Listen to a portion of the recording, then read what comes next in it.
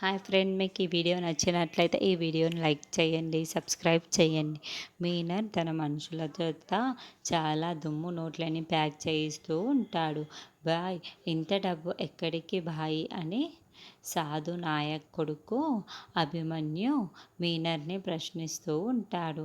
ఇదంతా కూడా మన ముఖ్యమైన వ్యక్తి దగ్గరికి వెళుతుంది. అతను ఈ డబ్బునంతటిని సిటీలో డిస్పర్స్ చేసేస్తూ ఉంటాడు. మన ఏజెంట్లకు పంపిస్తారు.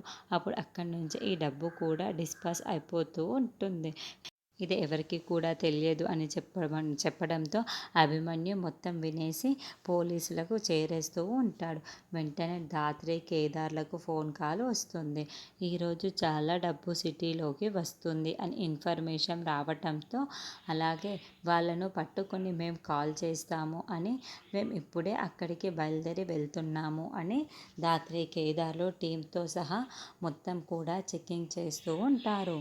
అక్కడ అటు ఇటు వెళుతున్న వెహికల్స్ అన్నింటినీ కూడా ఆపేసి మొత్తంగా చెక్ చేస్తూ ఉంటారు.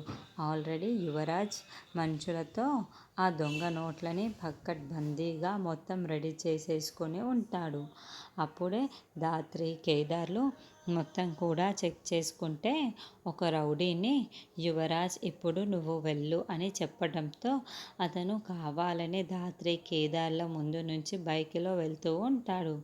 వెంటనే అతన్ని ఆపండి అని, రే ఆగరా ఆగు అని దాత్రి కేదార్లు అతన్ని మొత్తం కూడా చెక్ చేస్తూ ఉంటారు. అతని దగ్గర చాలా డబ్బు దొరుకుతూ ఉంటుంది.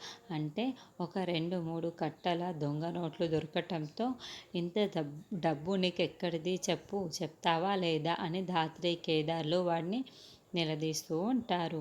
అప్పుడే యువరాజ్ మాస్క్ పెట్టుకొని, జేడి, ఈరోజు నీపై గెలిచే తీరి ఇక్కడి నుంచి వెళ్తాను, చూస్తూ ఉండు, డబ్బునంతా నీ ముందు నుంచే దాటించేస్తున్నాను అని చిటికెలు వేసుకుంటూ దూరంగా అతన్ని పట్టుకుని నిలదీస్తూ ఉన్న దాత్రి కేదార్ వైపుకు చూస్తూ వెళ్తూ ఉంటాడు.